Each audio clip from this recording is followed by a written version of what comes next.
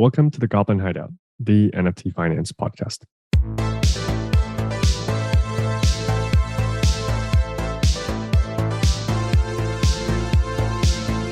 My name is Terry, and today I'm once again joined by my co-host Thomas. Today we welcome Jacob and Jake from Jaypeggers. Hey guys, thanks for being on the show. I guess let's kick it off. If you guys can do a quick background of yourself, just for our listeners. Jacob, why don't you start, and then Jake, if you could jump in.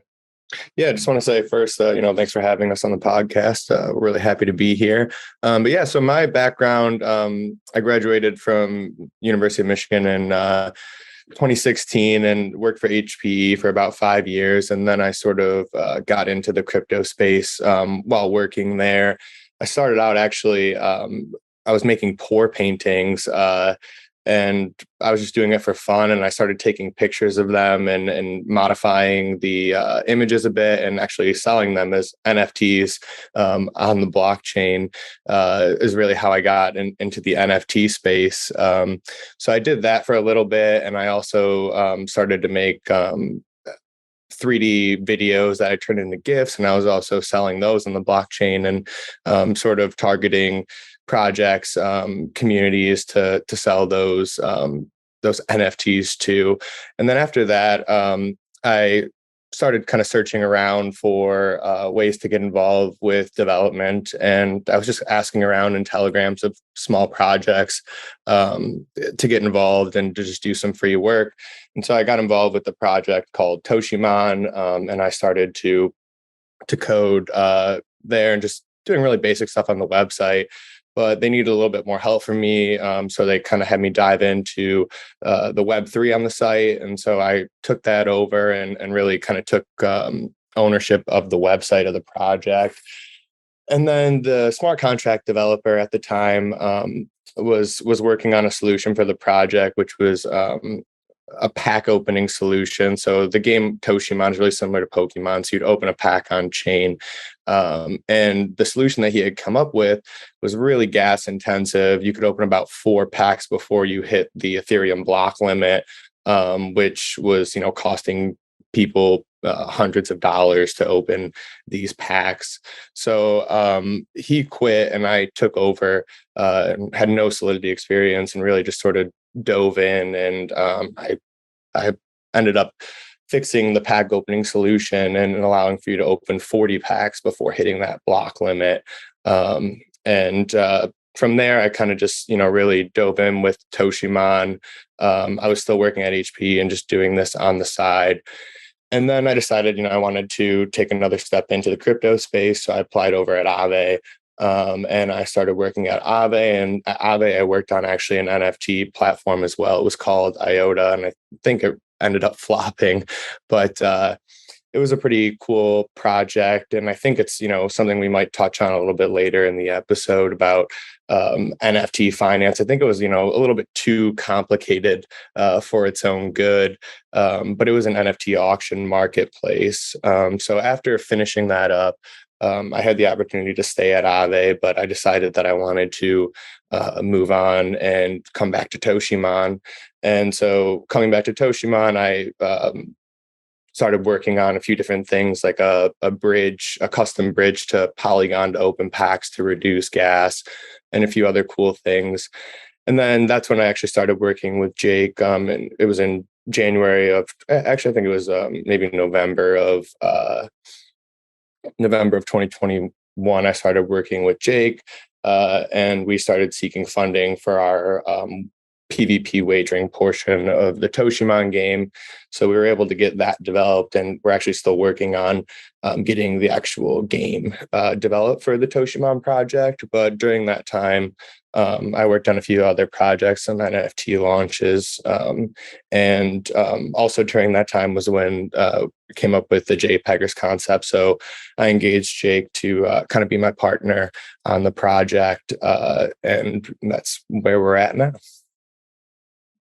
And Jacob, one thing I was curious about is, you've been in this space for so long. Could you give us sort of certain dates around which these things happened, just so listeners can, date what's been happening in the space?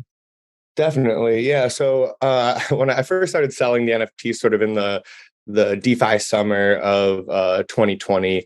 And that's when I really got back into the Ethereum space. Before that, I had been in the crypto space since around 2017, but I was really involved in like Stellar because it was free transactions and I was broke fresh out of college. So, that was something that I thought was important at the time, but I've, changed my perspectives since then, obviously being mostly an Ethereum maxi. So that was summer 2020 is when I started selling those NFTs. And then I believe it was October in 2020 is when I started to do the work on Toshimon. And then in 2022 in July is when we launched the Jaypeggers project. So that's more recent, but Toshimon's sort of been a long going project. There's a lot involved there because we're developing a PvP game and we promised the community to keep it all decentralized. So we created actually a really, really cool novel solution to solve PvP wagering on chain. And it's actually a solution where you start a game on chain, you play the game completely off chain, and then you confirm the game on chain. Or if you think someone's cheating during the off chain battle, you can verify the game state on chain. So it's a really cool solution that saves gas and allows you to sort of have a good user experience while playing the actual game. So that took a while for us to work through, building that out. And then, the other NFT projects I had worked on sort of when Phantom was really popular. This was maybe March 2020. No, this was August 2021. I started working for a t-shirt company. They make blockchain t-shirts and they partner with different Phantom projects. And then you can redeem physical versions of the t-shirt by owning the NFT. So I helped develop a solution there as well to allow you to pay for that t-shirt on chain and submit your information securely. So sort of been working all over the space. I don't know if that really answered the timing question too much there, but that's, I guess, when I started was in with the NFT space, at least was in August of 2020. Yeah, this is great, and appreciate that. One of the things that caught my my attention when you were speaking, it was a term that I had never heard before. You mentioned core painting. What is that? Oh, pour, P-O-U-R. Oh, pour. Yeah, so you've probably seen them on like I don't know, TikTok videos or Instagram where they mix up paint and then they pour them on a canvas. So I wouldn't consider myself an artist by any means. I have horrible dexterity, but I'm pretty good with color. So that's sort of what I was going for was, these paintings sort of create themselves and you really just have to figure out what colors are going to work well together. And so that's what I was doing. And I was taking photos of those most of the time while the paintings were still wet. And then just using my iPhone actually to modify the colors and sort of make them vibrant. And that's what I started selling on the blockchain when I first got into the space. Yeah. Badass. Jake, yeah. So maybe you want to jump in and give a little background about yourself as well. Sure. Yeah, it's a pleasure to be here with you guys. I guess I'll start with I'm an economics student at the Ohio State University. I got my start in blockchain back in 2019, right around when the pandemic was starting. I was a senior in high school and they shut the schools down. So I'm at home and trying to figure out what am I going to do while I'm stuck here at home. And so, at the time I was a bit into e-commerce, doing some drop shipping here and there, but nothing too serious.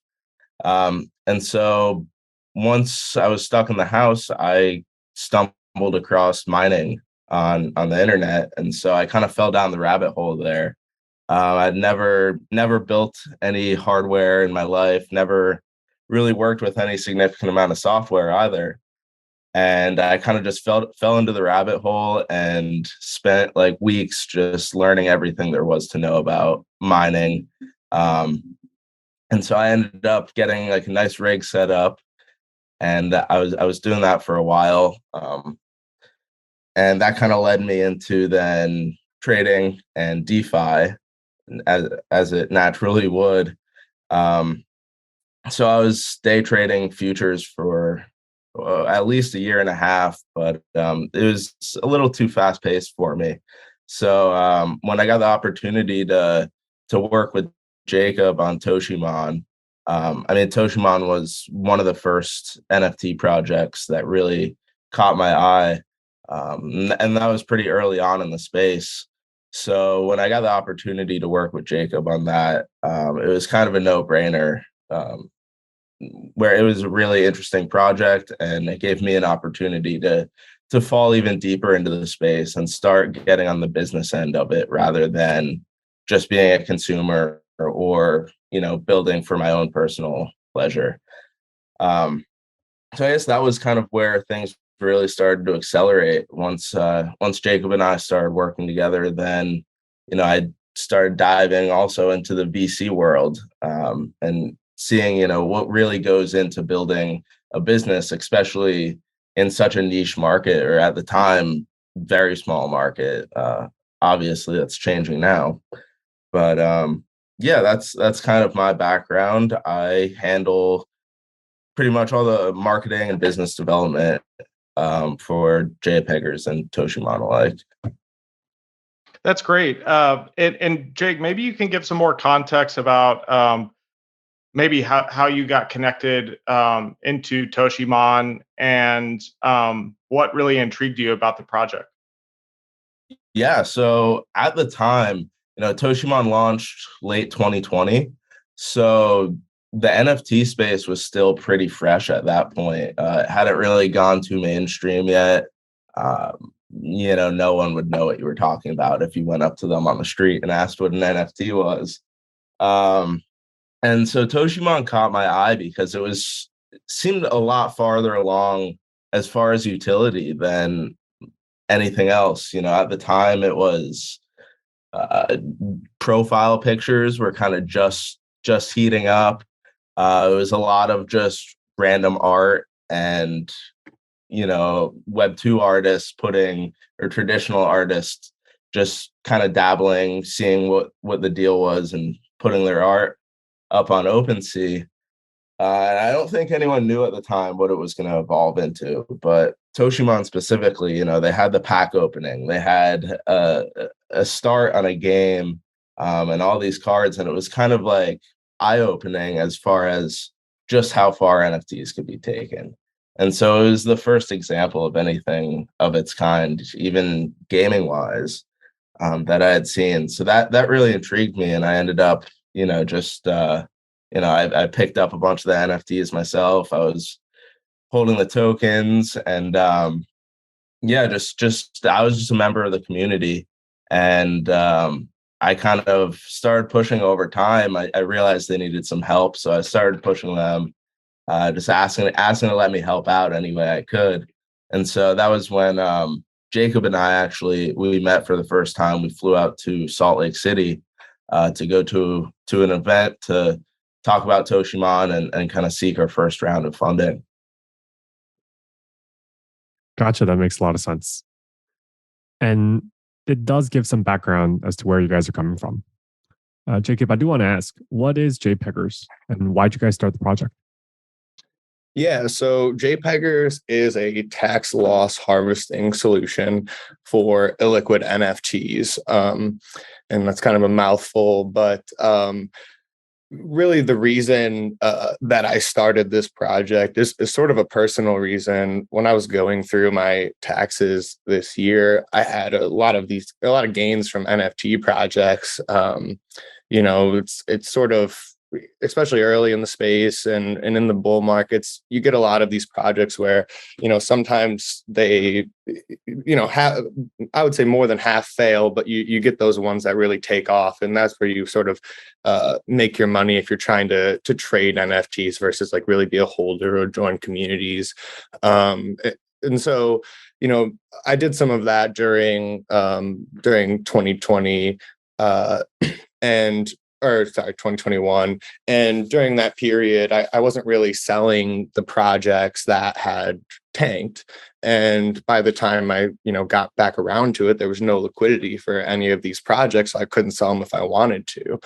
And I had talked to my tax agent. And so I guess, before I say anything else here, I am not a financial advisor, and I am not a tax person. So none of this is financial advice or tax advice.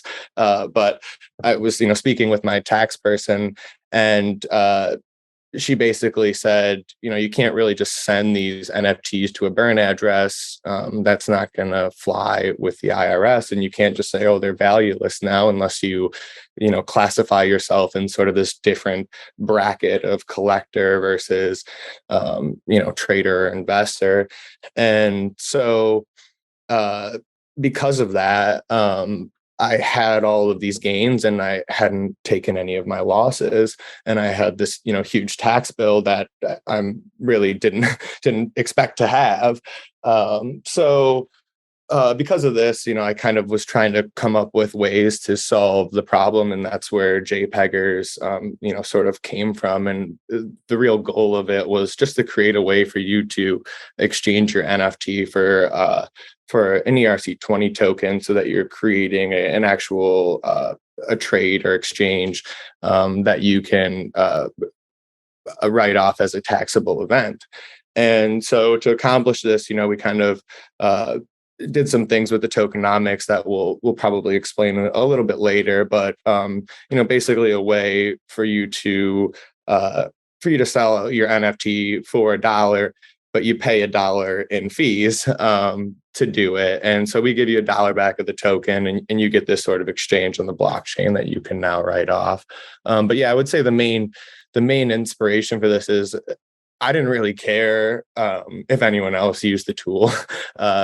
It was for me at the end of the day, and that was really where it started. And then I really got a lot of interest sort of describing it to other people, and a lot of positive feedback. So I decided to start to take things to the next level, get Jake involved.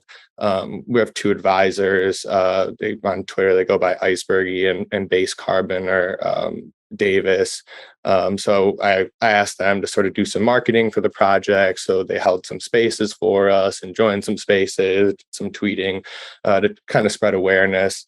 But yeah, I think that's really, where I was inspired from was self-need. Got it. That makes a lot of sense. And we're huge fans of people that build for themselves. And we try to do that as well, always in the NFT space. I guess for the younger or less NFT tax inclined listeners, or people who don't have experience with this, what exactly is tax loss harvesting? And of course, keeping in mind that you guys aren't tax advisors, what are the general rules around this? Is there any applicability outside of the US? Yeah, so I think that's something that we're definitely going to start doing more research on. I know a lot of jurisdictions are similar to the US. So I think we've done a little bit of research into like Australia, and there may be some value there. But so yeah, for people who don't really understand the concept of tax loss harvesting, I kind of have a little example. So say you buy an NFT for $1 and you sell it for $1,001. At that point, you would have $1,000 in capital gains. If you didn't have any losses during that period, depending on your tax bracket, and if it was a short-term sale, which means you held the token for less than a year, you'd be paying anywhere between $100 and $370 in taxes in the US. So if you also had invested in another project where, say, you bought an NFT for $1,001 and then you sold it to Jaypeggers for $1, now you would also have a loss of $1,000. So you would have a short-term gain of $1,000 and a short-term loss of $1,000. And because those amounts net zero, you wouldn't have a tax liability anymore. But in the case where you bought that $1,000 NFT and never sold it, if you didn't do anything with it, by the time, December 31st rolled around, you'd be looking at paying that $100 to $370 tax liability. So that's sort of the main concept of why you'd want to use the platform, why you'd want to pay the fees. But even if you aren't in the US, sort of the tokenomics that we've created around this is more of like, it is for tax loss harvesting. That's, really the main goal of it. But it's all, the J token itself is also sort of this recycle token. So when you sell your NFTs to the Jaypeggers vault, you pay a dollar fee and you get 97 cents back in this J token. And then if other people start selling this J token, there's a fee associated with that, and that fee goes to back your J token. So basically, if you think that NFT projects are going to continue to flop in the future and people are going to need to use the platform, it's better to get into the J token early, so that as others use the platform and sell their NFTs to Jaypeggers, your J token gains value. And so the J token itself is a vault-based token, really. It's not a standard ERC20. So as I was saying, it's backed by Ethereum. You can always unwrap your J token for Ethereum, which it would be considered the sell of the token. So yeah, in terms of ETH, it only goes in the upward direction in value from the time that you acquire the J token. And then also in the platform, we've sort of created this a place where you can go and you can buy the NFTs that have been sold to Jaypeggers.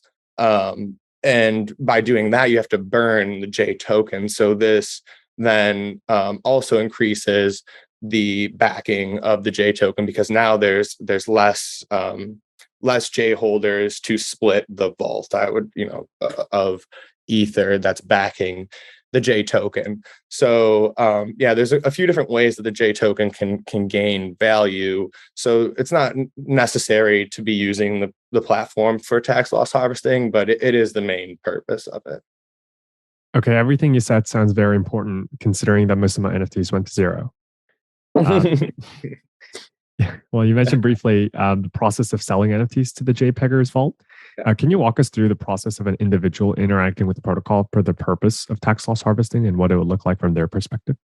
Definitely, yeah. So you go to our site, you click on the Go to My NFT page. At this point or before that, you can connect your website or connect your wallet to the website. And then it'll show all of your NFTs right there. And we have a few different stats associated with your NFTs. So you can see a floor price and a 30-day volume on the image of each NFT that we're displaying. So we display a small little image of each NFT with those stats. And there's also a link to OpenSea. So if you want to, go check out your item on OpenSea and make sure everything matches up, you can do that. And then we also have some search features. So you can search by collection, and you can select multiple collections at the same time, and some sorting features. So you can, sort of limit the NFTs that you're selecting. Then what you'll do is you can select an NFT, and you'll have to approve for us to be able to interact with that NFT. So when you do that, you'll see a loader come up around every NFT in that collection while the approval's happening. And you can continue to go through and approve other projects while that's going on. And when each of those approvals finish, you'll see the NFT that you selected become selected, and the loader will be removed. And then you can go select the rest of the NFTs from that collection if you so choose. Then once you've selected all the NFTs you wanted, and it's actually pretty cool, you can select up to 500 ERC 721 tokens at the same time. And with ERC 1155, you can do as many as you want if you have less than 500 IDs.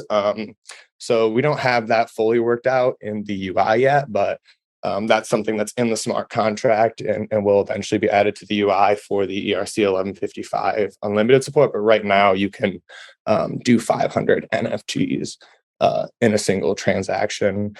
And so that's it. You click sell, you get your J tokens, you pay your Ether fee, and then your NFTs get removed from your wallet and sent to the Jaypeggers vault. But the cool thing about this whole process, and actually something that I had, stumbled upon trying to figure out, where gas was going to be versus OpenSea, is what I found out was on OpenSea, like, even if you wanted to say, just transfer your NFTs to the burn address and you wanted to try to, use that as a sale transaction and get away with it, you can only send through OpenSea's bulk transfer 20 NFTs at a time. And it's actually cheaper than gas to use the J platform, pay the fee, and then sell your J token. You'll pay less in gas using our platform with 20 NFTs than you would pay by using OpenSea's bulk transfer of 20 NFTs. So you'll save money by harvesting through us versus using OpenSea bulk transfer to do something that may not even be legal. Okay, so just so I fully understand, so from the user's perspective, I can go into the platform. I could sell an NFT. I can purchase J. Can I purchase J on a secondary? Yeah. So when you sell an NFT, the token that you receive for your NFT is the J token. So that's the one way you can purchase the J token. So our main goal is to have the J token be issued through the exchange of an NFT. So there's only a 3% fee that goes to the team when you do an NFT sale. So the other way to buy the J token is we have a tab on the website and it's called Buy J. And you can buy the J token directly, but in that case, you're going to pay a 15% fee.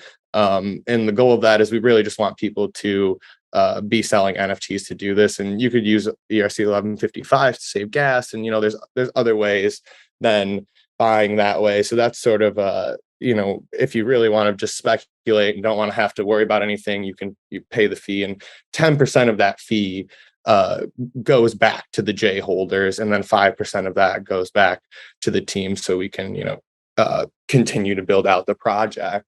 But yeah, so that's a pretty cool feature because we have had people buy from there, and if you find, say, a token in the vault or an NFT in the vault that is valuable, and you don't have any J token, you have a way to easily go buy some quickly and purchase that NFT out of the vault and then flip it for a profit on OpenSea. Makes sense. So sell an NFT, I can purchase J, I can then also buy an NFT, and then I could also redeem J for ETH on the platform. Yep. So that's the last feature on the platform currently is the sell J. So in the sell case, you do pay a 10% fee to sell, and so 7% of that goes back to all of the J holders, and then 3% goes to the team. So basically, the way the J token works is all of the liquidity and backing for the J token comes from these fees, and that's why they're somewhat high, especially on the buy. Is the goal is to reward the current J holders, and because it's a fee-based token, there is some limitation to the upside. So we need to make sure that our holders or the J holders have incentive to continue to be J holders. Very cool. So I guess Jacob or Jake, what's next for Jaypeggers?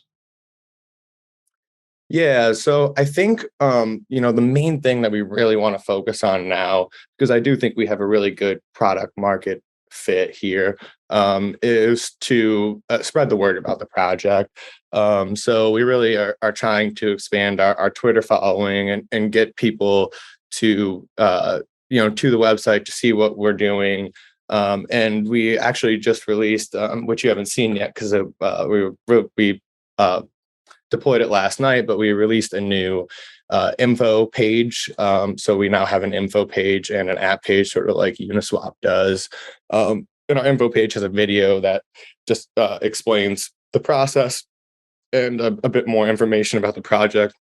And then Jake also put together a really great Gitbook white paper that you can now access and kind of get some more information about tax loss harvesting and Jaypeggers in general. But in terms of development and features on the platform, there's sort of two things that we're focusing on doing next. And so the first one is loans for your J token. So the J token's backed by ETH. So if you could do ETH loans for your J token and pay some sort of small fee, it would be ideal because with tax law, if you were to sell your J token for a profit, you would pay capital gains on that. But if you take a loan out against collateral, you don't have to pay any taxes on a loan.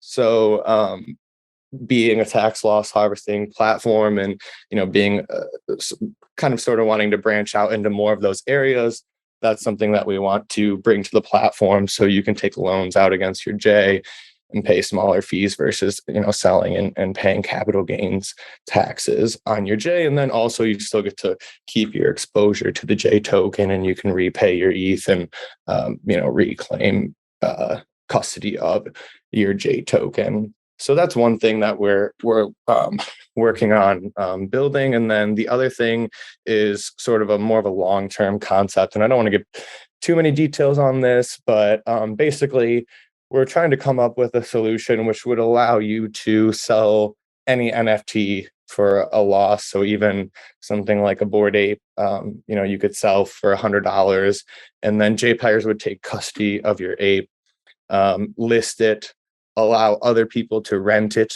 as a profile picture, and then also allow you to put a listing royalty on it, so that if it did sell from the J platform, you would get some of that royalty. And then if you wanted to buy it back, you wouldn't really need to pay that royalty. And I know that's probably a little bit confusing, but I don't want to go too much more into detail on that because I think it's a pretty novel solution. But it's definitely something that will probably take a bit of time to work through. Yeah, that's a great overview of what you guys are doing at Jaypeggers. In fact, I feel like you guys really care about your users essentially and saving them, the tax dollars in any way possible. And so I want to encourage every listener here to, go lick your 2022 wounds by selling some NFTs into the J Vault.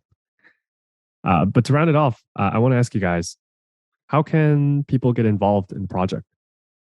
Yeah, so right now we have a Discord set up, but we haven't opened it up publicly yet. So right now, really, Twitter is the main focus. We're also on Reddit as well, and we're going to do some advertising on LinkedIn. But feel free to reach out to us on Twitter, ask questions on Twitter. We're super responsive. DMs are great.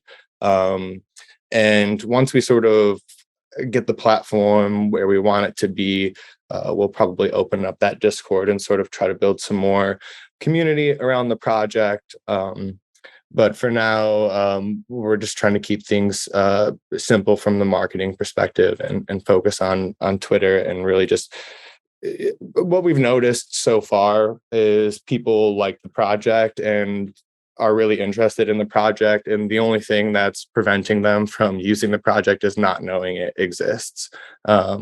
So I think that's really our main goal is to really push the product. So if you want to get involved, the best way is to, if you see people that you follow tweeting about it, tag us, or follow us on Twitter and retweet our stuff, comment on it. Really, engagement helps a lot. So that's sort of the best way you can help out right now. But if you feel like you have some sort of skills to bring to the project, definitely DM me. Actually, I got a DM from someone from the Spaces who you can actually see on our on our new website, MetaWare. He did QA for us, and he reached out to me after Spaces and said, hey, can I do some testing on the site? And I said, yeah. And he started doing some just manual testing on the website when we were pre-launch. And then he ended up actually writing some automated scripts to test the website. And I gave him a percentage of the royalties and on the project for life. So I think that was pretty cool to kind of have someone reach out and really do a lot for the project without being asked. That was, I always, really appreciate that. So I wanted to give him something that, was going to give him a stake in the project for forever. And so the way that we actually split the team royalties is we have a smart contract that does it automatically. So he'll get his fee forever. Yeah, I think another great way for people to get involved on the user perspective is that we're trying to kind of create Jaypeggers to be more than just a tax loss harvesting platform. And so personally, my favorite part of Jaypeggers is our arbitrage marketplace. And so every NFT that gets sold to us gets relisted at a standard price. It's around $10 to $20 based on fluctuations in ETH and J. But I love the arbitrage marketplace. For one, it's just hilarious and entertaining to scroll through and see the crazy NFTs that people have taken L's on and sent to our platform. There are tons of laughs out of just looking through those, but you also come across ones in there that have a higher market price or floor price than what it costs to buy from Jaypeggers. And even sometimes we see active bids on NFTs in our vault that present opportunities for people to make a profit by buying from us and then instantly flipping it on another marketplace. So I think definitely, staying updated with our Twitter. I don't like to take those arbitrage opportunities for myself. I like to tweet them out when they come up and let whoever is paying attention to our Twitter get first dibs at whatever arbitrage opportunities there are. And we've seen people make some pretty nice profits in a short period of time just from trading arbitrage out of that vault. So I definitely recommend checking that out as well too. We have really tried to make it more than just a tax loss harvesting platform between the arbitrage and the tokenomics that, like you guys noticed, are very dedicated towards, helping our users, not just tax savings, but also gains on holding J long term. Got it. And Jake, I hope my NFTs haven't given you too much of a laugh. But overall, thank you guys for your time, and listeners, go check out Jaypeggers, harvest your tax losses, take some arbitrage opportunities, and see what's there for you. Thank you. Follow me on Twitter. I'm 0xTayTayHoHo on Twitter. That's Tay with an E. And you can follow Ryan at _Helmas. Yeah, and that's _HELMASS. Thanks everyone for tuning in, and we'll catch you soon.